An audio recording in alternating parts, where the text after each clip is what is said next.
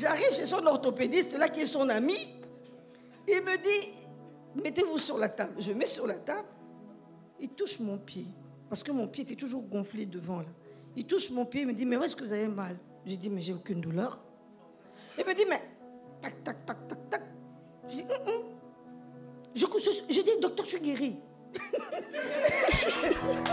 Il me dit, mais comment ça se fait comme... Je dis, un pasteur a prié sur mon pied.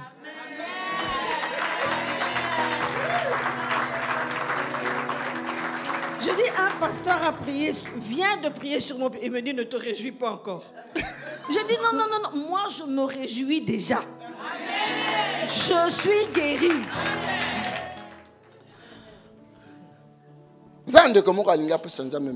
Il y a un bien-aimé ou une bien-aimée qui veut dire merci au Seigneur. Quelqu'un qui veut dire merci à Dieu. On peut lui permettre de dire merci à Dieu. Nous devons apprendre à dire merci à Dieu en tout temps. Quand Dieu opère quelque chose, si c'est lui qui a opéré ça, mais si c'est Dieu qui a fait ça, même si toi tu vois que c'est rien, c'est petit, mais si c'est lui qui a fait, alors il faut lui dire merci. Ils étaient 10 dans maladie à l'œuf. Ils étaient 10 lépreux. Jésus les a tous guéris, mais un seul est revenu. Il est venu dire Seigneur. Et en plus, Azaki, en étranger. Plus, c'était un étranger. Celui qui a des oreilles pour entendre. Mamalek. Alors Mamalek. Mamalek. Monsieur Benge Mamalek. Nous on l'appelle Aurélia. Mamalek. Nous acclamons pour le Seigneur. Alléluia. C'est la Mamalek, la grande sœur. Papa Gabi aussi. C'est la grande sœur de Papa Gabi. La tante. La tante. La tante de Papa Gabi. La tante de Papa Gabi. Elle veut dire merci à Dieu. Voilà le micro pour vous. Bonjour tout le monde. Bonjour. Je vais faire une petite prière d'abord. Seigneur, je te suis reconnaissante de permettre que je me tienne devant cette assemblée dans ce lieu très saint. Je viens, Seigneur, apporter un témoignage, le témoignage d'une victoire, d'une guérison opérée par toi-même, mon Dieu, et ton Fils Jésus-Christ, par le canal de Pasteur Tony. Seigneur, dispose les cœurs qui vont suivre ce témoignage afin qu'ils soient réceptifs et qu'ils puissent être édifiés. Accorde-moi, Seigneur, ton indulgence pour la petite personne que je suis, que je puisse être conduit par le Saint-Esprit avec les mots qu'il faut. Seigneur, donne-moi ton amour et ta vérité pour que ce message ressemble à celui que tu veux qu'il soit transmis à cette assemblée. Ce témoignage est surtout rien que pour ta gloire. Amen. Amen. Acclame le Seigneur, acclame, acclame, acclame. Le véritable Dieu vivant. Bien, je vais d'abord bénir le couple pastoral et bénir mon neveu parce que c'est lui qui m'a conduit auprès du couple pastoral. Amen. Je m'appelle Tata Aurélia, pour tout le monde, je préfère. Ou Maman Leki, c'est la même chose. Je vis à Kinshasa et je fais partie d'une communauté que plusieurs d'entre vous connaissent depuis plus de 12 ans. Je suis Impact Centre Chrétien, ICC, et je suis très active dans ma communauté. Si aujourd'hui je me retrouve ici, c'est parce que j'ai fait la rencontre d'un serviteur de Dieu qui m'a bouleversée.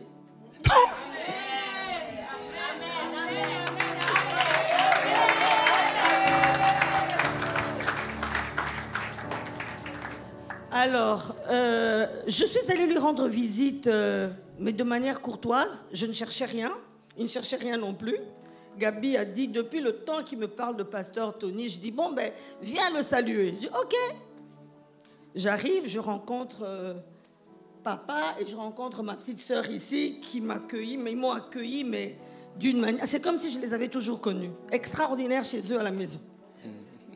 Je suis même allée dans la cuisine me servir. Alléluia. Donc, c'était la première rencontre. On a fait connaissance. J'étais partie pour 1 heure. Je crois que j'ai passé 3 ou 4 heures à discuter avec le pasteur.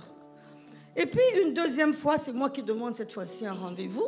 Parce qu'en parlant avec Gabi, il m'a dit, il faut que tu puisses parler de toi à son papa, qui pour moi est un frère. C'est pas mon papa, c'est mon frère. Amen. Amen. Amen. Et alors, en fait, j'étais venue, je vis à Keene, mais je suis venue pour un check annuel comme je fais d'habitude. Je vois tous mes médecins, je fais tous mes examens médicaux. Et puis, quand je vais le voir cette fois-ci, on parle de ma vie. On rentre plus en profondeur, mais je dois partir chez l'orthopédiste. Et donc, je lui dis, là, je dois partir voir le médecin. Qu'est-ce que tu as? Je lui dis, il y a 2 ans, et je parle devant le contrôle de mon médecin, qui est Sylvie, qui est là, qui connaît tout. Et donc, je lui dis, qui est aussi une fille pour moi. Donc, je vais voir l'orthopédiste. Je dois aller voir l'orthopédiste. Et puis, il me dit, qu'est-ce que tu as? J'ai dit, il y a 2 ans, j'ai fait un accident parce que je suis tombée dans les escaliers. Et à Kinshasa, on m'a dit directement que c'était juste une foulure. Au bout de 10 jours, 15 jours, je n'arrive plus à marcher. Bref, je vais couper parce que c'est trop long. Et je vais à Bruxelles voir ce qui se passe. Et quand j'arrive ici, je vais à l'hôpital du genou ou du pied à Louis-Salambert. Et là, on me dit, non, c'est juste... c'est une fracture. C'était une fracture, c'est pas une foulure. Mais c'est trop tard, on ne peut plus soigner parce que ça fait déjà plusieurs semaines.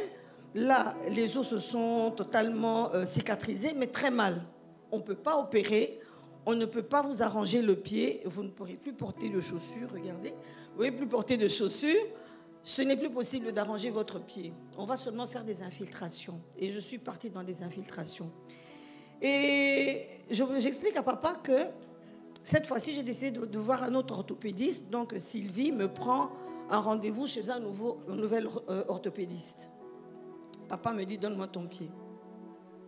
Je prends mon pied, il prend mon pied, il touche, il manipule mon pied, et puis...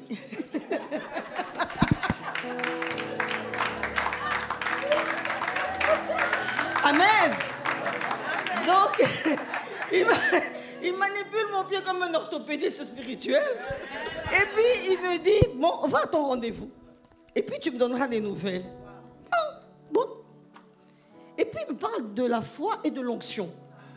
Il me dit, la foi sans l'onction, il n'y a pas de capacité de guérison. C'est vrai qu'il y a la grâce, mais il faut avoir la foi. Et il m'explique bien. Écoute-moi. La foi, ça je retiendrai et je le dirai à tous les gens que je rencontrerai. Il y a un mur devant toi. Tu avances et tu arrives devant ce mur. Pourtant, tu as reçu la voie d'avancer devant ce mur, mais toi, tu arrives devant le mur, tu dis, je n'avais pas bien entendu, je vais à la gauche parce que ce n'est pas le chemin. Or, c'était le chemin. Et la foi, c'est que quand tu arrives devant ce mur, je parle trop vite. Non, ça va. Ça va. Quand tu arrives devant ce mur, tu te dis non, c'est là. Et tu continues. Tu as la capacité de l'onction qui te dit vas-y. Et le mur s'ouvre et tu avances. C'est ça.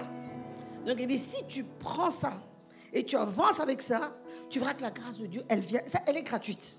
Donc vas-y. Non, on sort. Vous connaissez la maison de papa, je suppose. On descend les escaliers. Je dis à Gabi, je tiens Gabi par le bras. Je dis, tu sais que j'ai pas mal. On est à bon? Non, j'ai pas mal. Et ce n'est pas la première fois qu'on prie sur mon pied. Je viens quand même d'une communauté que vous connaissez. On a déjà prié sur mon pied, mais je ne sais pas s'il y avait la foi ou quoi. Mais cette fois-là, là... Ah oui, parce que je crois en mes pasteurs.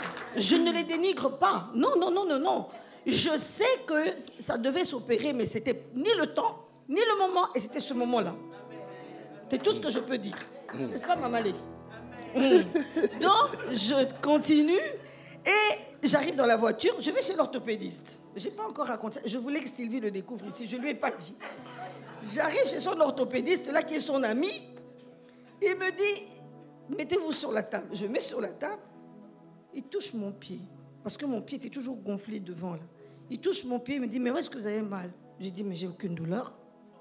Il me dit, mais tac, tac, tac, tac, tac. Je dis, je dis, docteur, je suis guéri. Il me dit, mais comment ça se fait?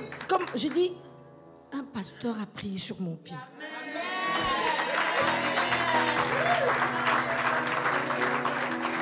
Je dis, un pasteur a prié, vient de prier sur mon pied. Il me dit, ne te réjouis pas encore. Je dis, non, moi je me réjouis déjà. Je suis guéri. Il tourne mon pied dans l'autre sens, et puis il voit que je tique un petit peu. Ah, tu as vu? Je dis, je vous dis que je suis guéri parce que je ne pouvais pas supporter ça. Il me dit, bon, vous allez quand même faire une scintigraphie, que j'ai déjà faite, et puis une IRM que je vais faire lundi. Le pasteur me dit, fais tous tes examens, et tu reviendras après, on regardera ces résultats-là. Donc, la semaine dernière, j'ai fait ce premier examen, et lundi, je ferai le deuxième. Et puis, je vois le docteur Gaudi, l'obstétricienne, puisque je fais le check-up. Et je vais la voir. Elle me dit, alors comment ça va? Je dis, tout va bien. Et votre pied? Parce qu'à Delta, là-bas, tous les médecins, ils ont tous vos résultats. Moi, je dis, docteur, je peux vous dire quelque chose? Il dit, non. J'ai dit, mon pied, je suis guéri. Il me dit, comment ça? Je dis, l'obstétricienne, ce n'est qu'une gynécologue. Mais comme tout le monde connaît ton dossier, je lui dis, est-ce que si je vous dis qu'un pasteur a tenu mon pied et que les douleurs ont disparu? Elle descend ses lunettes, elle pose son stylo, elle recule de sa chaise pour bien s'asseoir. Mais pardon? Je dis oui, vous avez bien entendu. Et puis elle me regarde, pas sceptique. Je lui dis, vous me croyez pas? Elle me dit, je vous crois. Amen? Amen. Il me dit, je vous crois. Et ça m'encourage à aller plus loin. Et je lui explique. Elle m'écoute attentivement. Et puis elle me dit, bon, alors, est-ce que votre médecin général, elle passe à autre chose, vous a dit qu'il y a 2 ans, vous avez 2 ou 3 vertèbres qui ont commencé à s'user? Je lui dis, non, je ne suis pas au courant. Je dis, je ne suis pas au courant. Docteur Soudi ne vous a rien dit? Je dis, non, je ne suis pas au courant de ça. Il dit, bon, vous allez aller refaire une ostéodensitométrie en bas, au sous-sol. Mais je ne suis pas sûre que vous allez faire ça aujourd'hui. Prenez rendez-vous. Je vais à la médecine nucléaire, là, Delta, au sous-sol. Ils me disent le 30 décembre. J'ai dit, ah non, moi je rentre déjà le 9. Il me dit, attendez, je vais voir dans les autres hôpitaux. Il me dit, tous les hôpitaux ont dit janvier. J'ai dit, ah, mais vrai. Il m'a dit, pourtant c'est urgent. Elle a cherché, téléphoné, ils ont dit, pas possible. Et puis, elle dit, asseyez-vous. Elle prend j'étais avec Gabi. Elle prend le téléphone, elle appelle le service. Il dit, j'ai une patiente ici qui fait tous ses examens ici, qui vient d'Afrique, qui rentre. Est-ce qu'il n'y a pas moyen de lui trouver? La dame, elle dit qu'elle vienne tout de suite. J'étais en train de prier. J'étais en train de prier. Je dis, non, comment? Les vertèbres, là, c'est bon. Je dirais ça, pasteur. Le pasteur va réparer ça par la gloire de Dieu. My God! Donne gloire à Jésus. Je n'ai jamais eu mal au dos. Je suis droite pour l'âge que j'ai. Entre nous, j'ai 67 ans. Je suis toujours très fière de dire mon âge. Donc, même le pasteur ne me donnait pas ça. Donc, j'ai dit, je me sens bien, je suis droite par la gloire. Vraiment, c'est une grâce divine. Donc, ce mal de dos, il vient d'où? Ah, ça, c'est une petite chose que Dieu va faire à travers le pasteur. Mais en attendant, faisons l'examen. Donc, j'arrive dans la salle d'attente.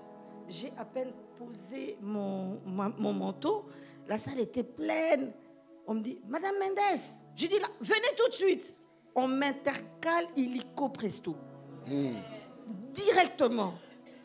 J'ai fait mon examen. J'attends toujours les résultats. Il n'y a rien, hein? Elle dit qu'il n'y a rien.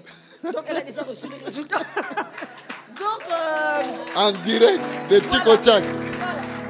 Voilà, donc c'est juste pour vous dire que vraiment, c'est un témoignage qui devrait nous édifier parce que Jésus fait, en tout cas, il y a encore des miracles qui se font comme Amen, amen.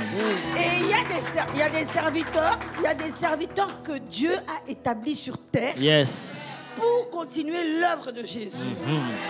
Jésus chassait les démons, il guérissait les malades. Nous sommes dans une maison où cela se fait, nous le vivons. Amen.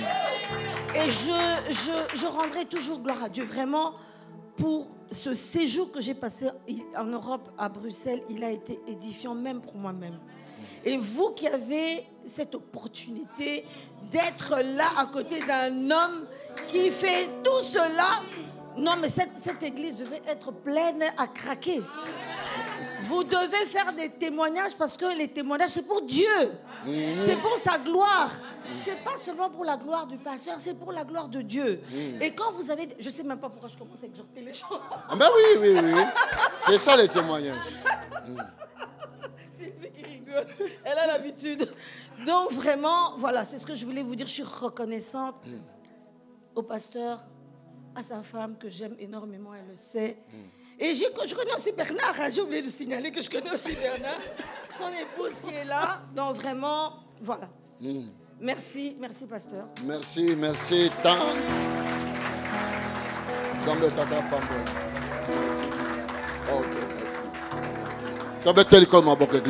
Église, acclamons le Seigneur. Vraiment, toi, acclamer le Seigneur très fort. Oh.